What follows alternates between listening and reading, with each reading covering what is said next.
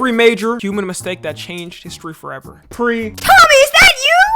In the video? No, I know somebody was gonna say the joke. No, stop. It's gonna be interesting, man. It's crazy, man. The fro. Are we dead ass? That did not change the course of history. In history, that is like a 0.00001% of damage. You being a streamer. Let's go ahead and see this though. Insulting Genghaskhans diplomats.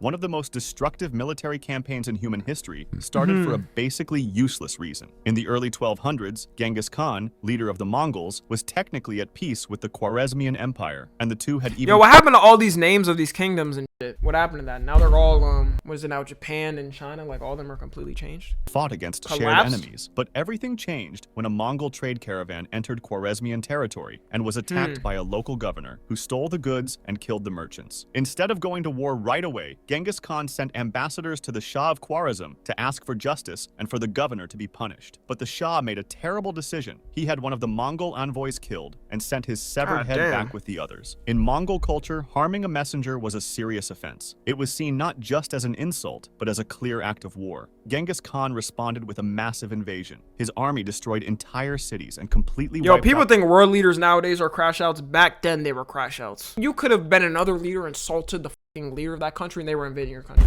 Well, they had economies, but like, you know, it's nothing close to like what we have with modern leaders. Out the Khwarezmian Empire. Even the lowest estimates suggest that millions died, but the attack didn't stop there. The Mongols continued west, bringing destruction to Oh my god. Persia, parts of the Middle East, and even into Europe. No one can say for sure what would have happened if the Shah had simply apologized and punished the governor. But what we do know is that at the time, the Mongols were busy fighting a war in China, so by killing the ambassador, the Shah may have accidentally triggered one of the most destructive military campaigns in human history. German U-110.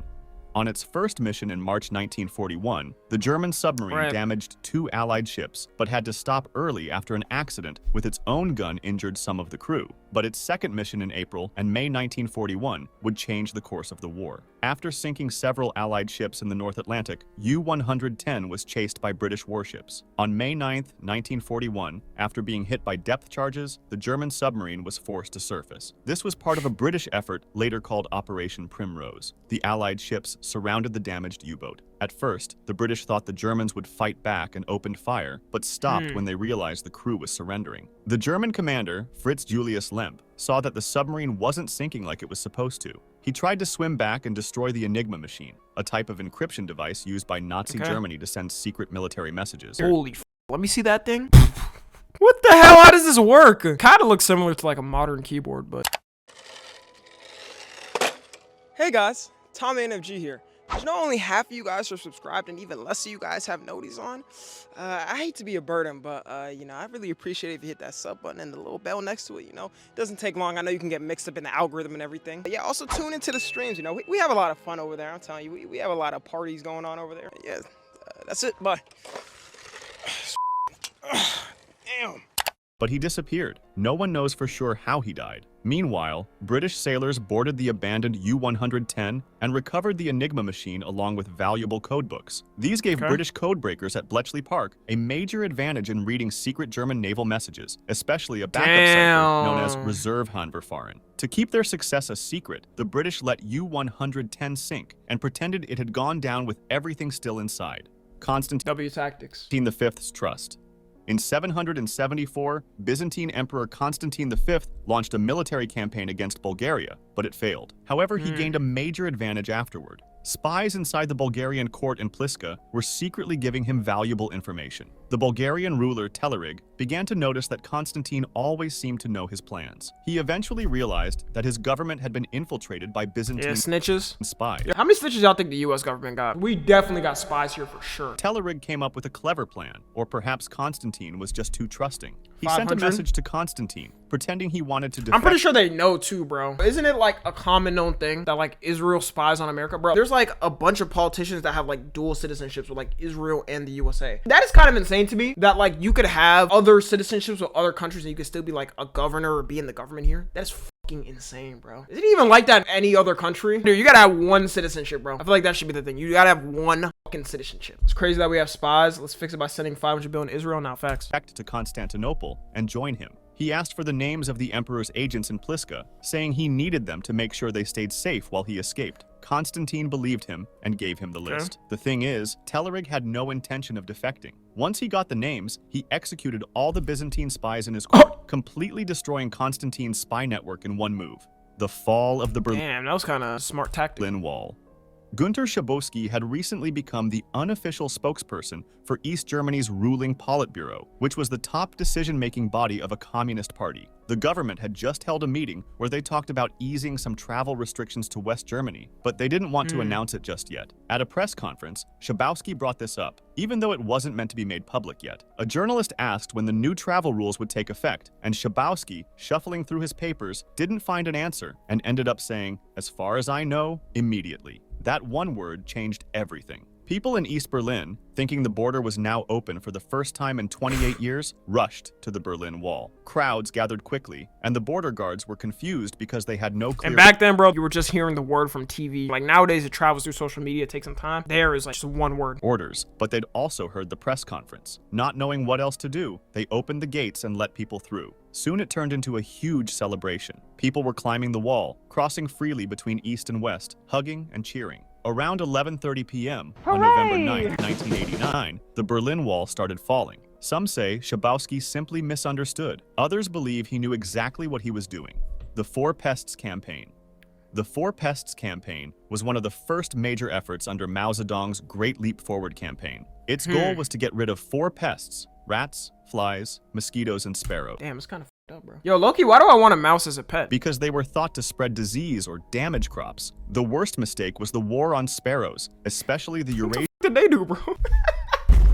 Nah, this nigga was just evil just because, bro. What do these little birds do? tree sparrow, which the government blamed for eating grain. Millions of people across China, including children, were ordered to destroy sparrow nests, smash eggs, and bang pots and pans to stop the birds from landing until they died from exhaustion. This campaign, driven by propaganda and Mao's belief that man must conquer nature, almost wiped out sparrows in China. But without sparrows, insect and locust populations grew out of control, since there were no birds to eat them. These insects destroyed crops, making China's food shortage even worse. Nice. This disaster, combined with bad farming policies and environmental mistakes, helped cause the Great Chinese Famine, which killed tens of millions of people. God. By 1960, the government quietly stopped the anti-sparrow campaign. They didn't just ask like other countries like, yo, is it true that these animals do that? China, the only country that can recover from losing millions of people. So a lot of countries that have had that happen though, right? And targeting bedbugs instead. Lost millions of Thomas people, Migley but Jr.'s recovered. fuel.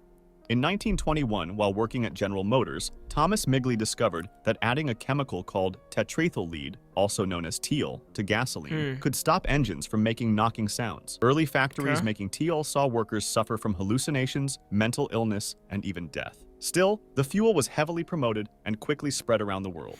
In the late 1920s, Migley also helped create Freon, the first chlorofluorocarbon, or CFC, to be used as a safer cooling chemical in refrigerators. It worked well. See, I could just never trust any technology back then, bro. Like, this was all new shit, bro. I'm telling y'all, we were in the most, like, privileged era of shit. Like, down to our food, bro. Even though, yeah, our food could be now or whatever. Bro, do you know what they had to deal with back then? They had no knowledge on, like, a bunch of shit. Damn, Bolivia lost, like, 80% of their population in the war? For real? Oh, my God. And was later used in aerosol sprays and inhalers. But many years after Migley's death, scientists found that CFCs were damaging the ozone layer, which protects Earth from harmful UV radiation. This discovery led to worldwide bans on CFCs. At the time, Migley's invention— Now imagine all the stuff they don't ban. Yo, I'm telling you, they know stuff that should be banned. Specifically, yes, talking about the US, that should be banned, but they don't care. They're not gonna do it. They're not gonna do it, bro, because the politicians be making money from these niggas. They just donate to them, and it don't matter. Red 40 now, even though people have been saying for like decades for them to ban Red 40 on that, they're finally doing it, right? Potentially. I don't know how far it's gonna go, but yeah, a bunch of places are now saying it. But it took so long, bro. Like, they made so much money off of that shit for them to finally be like, all right, we're banning it. seemed like smart solutions to real problems, but both unfortunately caused serious harm. A historian once said Migley had more impact on the Earth's atmosphere than any other single human being. In 1944, after being paralyzed by polio, Migley invented an elaborate system of pulleys and ropes to help others move him in and out of bed. But the device turned deadly. One day he became entangled in the ropes and was strangled to death, even though some say it was a case of suicide. The nuclear bear. We were seconds away from nuclear World War III, and the story is mostly unknown. It was around midnight during the Cuban Missile Crisis, the closest the world ever came to nuclear war during the Cold War between the US and the Soviet Union. At a US military base in Duluth, a guard saw— Yeah, I'm really thinking of it. I'd be pissed off if I'm in another country and another country nukes another country, and you just ruin it for my country. Like, what the fuck, man. Are we serious? Imagine the way we go out is like just Israel just sent a fucking nuke to Iran. Bro, I'd be like, nigga, are we dead ass, bro? Bro, I'm dying because of y'all, bro. Y'all's government. Are we fucking serious? I don't even care about this shit, bro. Like, what are we doing, man? I'd be so pissed because, yeah, once a nuke goes off, it's GG's. An unknown figure climbing the fence. At that time, US military planners believed that if the Soviet Union launched a nuclear attack, they might first try to sabotage American bases. Thinking this might be such an attack, the guard fired his weapon and triggered the sabotage alarm. This alarm automatically went off at all nearby military bases, but at one base in Wisconsin, called Volkfield, there was a wiring mistake. Instead of a regular sabotage alert, the alarm there set off a klaxon siren, which told fighter jets armed with nuclear weapons to take off. The pilots were on DEFCON 3, a high alert level just below full-scale war. Bro, that's a scary thing too. Our technology can glitch like shit like this. And y'all, it's not even that like far away that this happened. Y'all remember the Hawaiian missile shit? Everybody remembers that, bro, in 2019. They specifically sent that message. This is not a warning. This is not a warning. That's so insane. Like, they said, no, this is not a joke. Like, this is serious. They had been clearly told there would be I want to know what to believe. Like, if something like that came on my phone, I'd be like, is this actually real? Or like, what's going on? practice drills at that level. So when they heard the Jim signal, Carrey was they there believed too? World War III had started, and they were being ordered to launch. By the time the mistake was discovered, the jets were already heading toward the runway. An officer jumped into a car, sped to the runway, and managed to signal the pilots to stop, just in time to prevent a possible nuclear war. The figure that triggered it all? It was a bear. If it weren't for that officer speeding with his car, we wouldn't be Dumbass bear. here today. Byzantine refusal of engineer Orban. In 1452, Orban, an engineer and iron founder from the Kingdom of Hungary, offered his help to Byzantine Emperor Constantine XI, but the empire didn't have enough money or resources to support his work. After being rejected, Orban went to the Ottoman Sultan Mehmed II, who was preparing to attack Constantinople. Mehmed saw the value in Orban's ideas and gave him full support. In just 3 months, Orban built a huge cannon called the Basilic. It was so massive that it took Bro, what is this, bro? Nah, they fought wars in the dumbest way back then. They were gonna shoot this cannon at the city and destroy the city? Was that the goal? 60 oxen to pull it. His cannon played a key role in the Ottoman siege of Constantinople in 1453, which led to the fall of the Oh my god, it actually worked? Yeah, back then they didn't even have like even close to any modern technology. That's wild. Just a fat cannon destroyed the whole city. Byzantine Empire, which had lasted for over 1,000 years. Jong Nams Disneyland trip.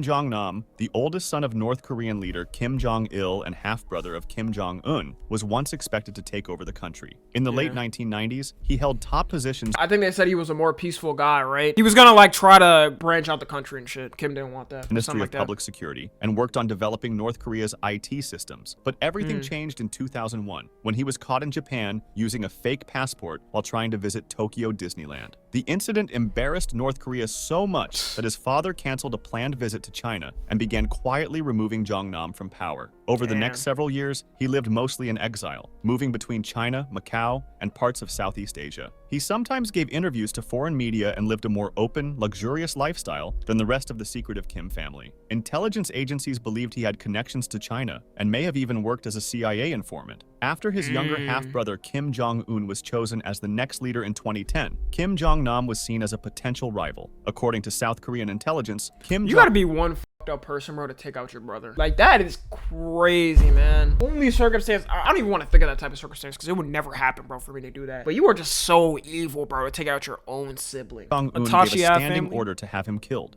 Jong Nam survived several assassination attempts and even wrote a letter asking his brother to spare his life. On February If I was him, I would have just been locked in a like room or a house forever. I wouldn't leave. 13th, 2017, he was assassinated at the Kuala Lumpur airport in Malaysia after 2 women smeared the deadly VX nerve agent on his face. Women were arrested, but claimed they thought it was a prank for a TV show. Most experts believe the killing was ordered by Kim Jong-un. While he was alive, Kim Jong-nam said the real reason he fell out of favor was his support for economic reforms and openness, ideas he picked up while studying in Switzerland. That just shows, bro, one change could just change everything. Imagine he was the leader and he actually like opened the country and like helped the people there. Rome's trust in a Germanic noble.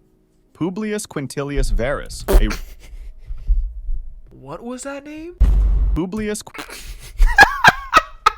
Nah, bro. This fucking wobbly wiggly wiggly waggly waggly waggly whoo ass name. What the fuck? a Roman general in charge of the new province of Germania, trusted one of his own officers, a Germanic noble named Arminius. Arminius had been trained in Rome and served in the Roman army, but he was secretly working to unite the Germanic tribes against Roman rule. That summer, as Varus and about 15,000 to 20,000 Roman soldiers marched back to their winter base, Arminius told him there was a small local rebellion that needed attention. Varus believed him and led his army into a dense, remote forest. There, the Roman troops were stretched out, slowed by bad weather and unable to fight in formation. Then, Arminius set off the trap. Over several days, the Roman legions were ambushed by Germanic warriors who knew the land and had set up hidden defenses. The Battle of the Teutoburg Forest in 9 AD started. Yo, could you imagine being a soldier in this? Almost the entire Roman force was wiped out, and Varus committed suicide during the battle. The loss was so strong-ass devastating military. that Rome gave up its plans to conquer land beyond the Rhine River.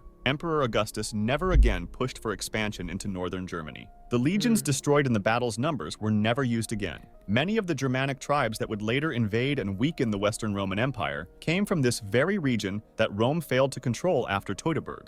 Germany's Which is worse, a war back then or war now? The thing is, like, back then, I feel like it was slow deaths. Okay, the thing is, back then, let's say you got stabbed by a spear. Like, you don't have modern technology. Yeah, let's say you get stabbed or something. You can immediately go to, like, the medic tank. They're gonna fix your shit or whatever. Gonna stitch you up. People would, like, slowly die from diseases. Like, they, like, put shit and all type of different stuff on the spear. Stab you and, like, you slowly die from an infection. I say back then it's just worse. Because here, bro, the thing I'd hope at least, bro, if I died is just, like, quick. Like, it was just, like, a like bomb or something I just stepped on, or they shot me right in the head and I just like, you know, instant. I wouldn't want like a slow agonizing death. D-Day decisions. In the months before D-Day, German commanders disagreed about where the Allied invasion would happen.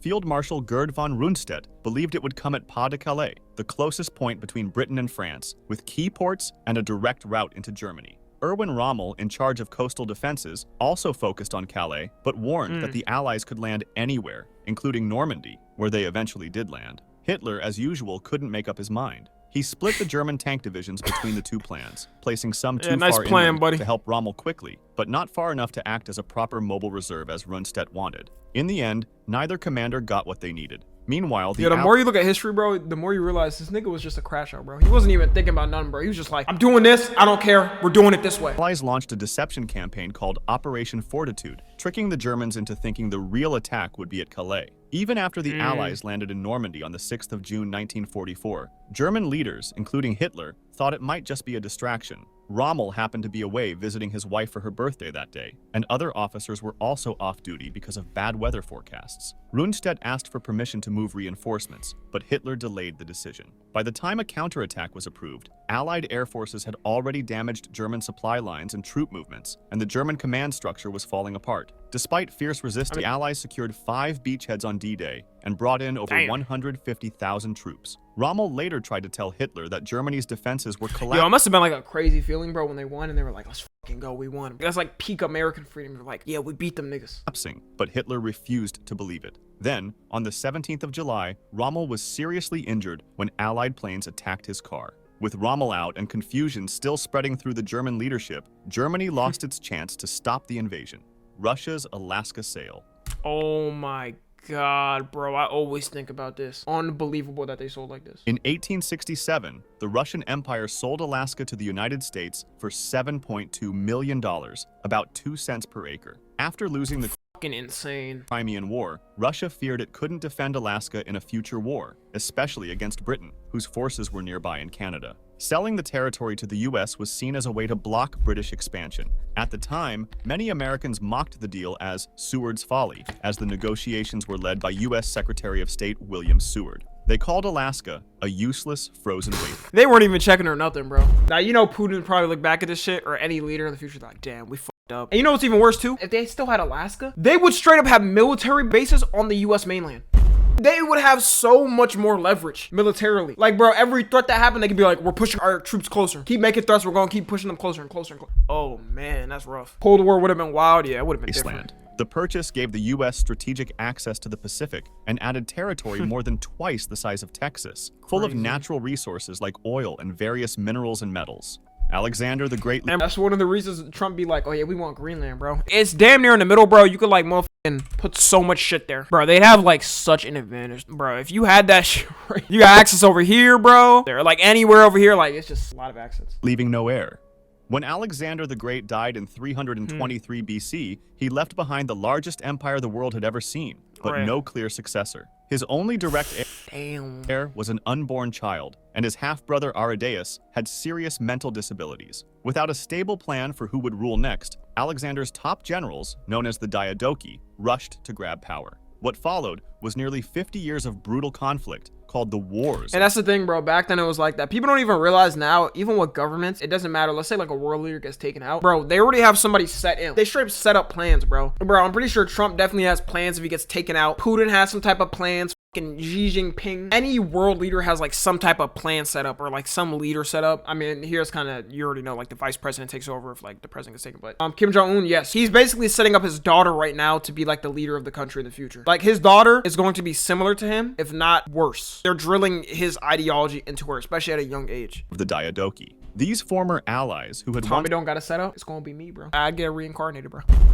Helped Alexander conquer lands from Greece to India, turned on each other. They formed shifting alliances, betrayed one another, and fought bloody civil wars to control pieces of the empire. The result was the permanent breakup of Alexander's empire into rival kingdoms and decades of war across the ancient world. One by one, most members of the royal family, including his son Alexander IV, were murdered during the power struggles. By 281 BC, his empire had broken apart into several major rival kingdoms. The long-term effects were huge. Imagine how much power he had to keep that much land. Like one person was keeping all of that land together and nobody else can emulate that. Dream of a unified empire connecting east and west died with him. Instead, the split led to centuries of regional conflict and helped pave the way for the rise of Rome. All of it happened because one of history's greatest conquerors failed to plan for what would happen after his death. Columbus's miscalculation. Christopher Columbus's discovery of the Americas happened because of a major mistake. At the time, he didn't discover America, by the way, but many scholars already had a pretty good idea of the Earth's actual size, thanks to earlier work by thinkers like Eratosthenes. But Columbus rejected those accurate estimates. He wrongly believed the Earth was much smaller than it really is, and thought Asia stretched much farther east than it does. Based on this wrong math, Columbus argued that Japan could be reached by sailing west from Europe in just a few weeks. Most experts disagreed and believed the trip would be far too long. Still, the Spanish crown decided to fund the voyage, impressed by his confidence and calculations. Ironically, if Columbus had used the correct numbers, the journey would have seemed too long and too risky, and he probably never would have set sail. In the end, it was only because of his miscalculation and the surprise presence of the American continent. Can you believe schools used to tell us he did? There's not a lot of people that believe, oh, Christopher Columbus found America or something. No, even Europeans, bro. I'm pretty sure they knew of America. In the way that his voyage succeeded. Hey, have you with them though, bro? I don't really care. The Treaty of Versailles was signed in 1919, after World War I, and it placed very tough conditions on Germany that affected the country's future and possibly changed the path of world history. The treaty forced Germany to take full blame for the war, give up land, greatly shrink its military, and pay huge amounts of money to the Allied powers. Many Germans felt these demands were unfair and deeply humiliating, especially because they had expected peace talks to follow US President Wilson's more generous 14 points. The British economist John Maynard Keynes called the treaty a Carthaginian peace, meaning it was designed to crush Germany rather than build lasting I don't even know what that word meant back then. peace. He warned that the harsh financial penalties would hurt both Germany and Europe. In Germany, the feeling of injustice was widespread. Millions of ethnic Germans ended up living outside the country's new borders, and the loss of land and military strength fueled anger and nationalism. This frustration That helped shit never worked. In fact, it made it worse. Dude, a lot of papers back then that were signed just made a lot of things worse. Like, they never helped. extremist politics grow, especially during the Great Depression when Adolf Hitler rose to power. While the treaty was not the only reason for World War II, its harsh terms and the way people remembered them played a big part in the rise of Nazism. The Maginot Line. The Maginot Line was a large system of defenses that France built along its border with Germany after World War I. It was not meant to make France completely safe, but to slow down a German attack, give France time to get its army ready, and keep future battles away from French land. The line was built in the 1930s. Oh my god, it's like the Call of Duty map. I'm sorry, but like I know the exact Call of Duty map this is. Partly because Germany was becoming stronger, and France could not count on help from Britain or the United States. France had fewer young men after World War I, and chose a defensive plan to make up for its smaller army. The Maginot Line ran from Switzerland to Luxembourg and had underground bunkers, big guns, and strong fortifications. But it did not protect the Ardennes Forest or the border with Belgium very well, because those areas were wrongly seen as too hard for a major army to cross. In 1940, Germany avoided the line by going through Belgium and the Ardennes, surprising the Allies. The parts of the line that were attacked mostly held firm, but it had already been bypassed. After the war, people disagreed about whether the Magino Line was a good idea. Operation Barbarasa. Operation Barbarasa, launched by Nazi Germany in June 1941, was one of the worst military misjudgments in history. It was supposed to be a quick and easy invasion of the Soviet Union, meant to defeat the Red Army in just a few weeks. But instead, it turned into the largest and deadliest front of World War II. At first, the Germans made huge gains, surrounding and killing or capturing hundreds of thousands of Soviet troops in places like Kiev and the Sea of Azov. By late 1941, they were close to key cities like Leningrad and Moscow. But the invasion began to stall. Cold weather, long supply lines, strong Soviet resistance, and poor planning all slowed the German advance. Leningrad was not taken, but instead was surrounded, leading to a terrible siege that killed over 1 million civilians, mostly from starvation. Near Moscow, German forces got within sight of the Kremlin, but were pushed back by a surprise Soviet counterattack, helped by Siberian troops brought in for defense. By the end of 1941, Germany had lost over 800,000 soldiers. The failure of Barbarasa led Hitler to take direct control of the army, which often made things worse. As Germany struggled, the Soviet Union started pushing west, retaking land, and eventually— It's crazy how, like, a lot of these military conflicts are just simply because, like, they didn't know, like, certain mapping. Like, nowadays, bro, we know all the mapping, and, like, these countries have, like, very specific plans of where they want to enter and this and that technology. They just didn't know stuff. Gaining control of huge parts of Eastern Europe. What started as a plan to defeat the Soviet Union ended up creating the Eastern Bloc and setting the stage for the Cold War. More people died on the Eastern Front than in all other battles of World War II combined. A wrong turn in World War I. The assassination of Archduke Franz Ferdinand happened on June 20— Was this nigga that important to start World War I or whatever? 1914 in Sarajevo. And the Archduke was killed not because of a perfect plan, but because of a mistake. Earlier that day, there had been a failed— Yes, he was. Bomb attack. It was Europe's last straw. On his motorcade. For safety, the drivers were told to change the route, but the message didn't reach them. By accident, the Archduke's car turned— Did they just not think back then to put, like, okay, they didn't have bulletproof glass, but, like, something blocking them, like, something helping them. They thought life was just, like, nice, like, oh, nobody's ever gonna try to shoot us or something. That's crazy. Onto a side street, where one of the would-be assassins, Gavrilo Princip, was standing. Gavrilo was there because after the failed bomb attack, he decided to go get some— Yo, life is so crazy. Imagine that one guy wasn't born. Where would life be? We probably wouldn't have World War II either. Where would we be? It'd be very interesting to think about. The driver tried to reverse the car, but stalled the engine, giving Princip the perfect chance to shoot Franz Ferdinand and his wife Sophie. Imagine if Tom was never born. That probably would have happened, to be honest. Probably half of us wouldn't exist just because, like, the butterfly effect. Like, it'd just be small moments like this, like, small little things change in life and it just affects everybody. Would have eventually happened, just a different catalyst. Yeah, it would have been different. At close range. That wrong turn led to far more than 2 deaths. It set off a chain reaction. Within weeks, Austria-Hungary declared war on Serbia, alliances between countries took effect, and what could have stayed a local conflict turned into World War I. Crazy. If you liked this video, subscribe for— Okay. Good video. Yeah, so I guess we could say, y'all— I don't know what I was about to say. I was about to say, good thing I'm not in this video, I guess. Yeah, man, if you're watching it too, make sure to join the Discord and watch streams. Subscribe to Tommy NFG.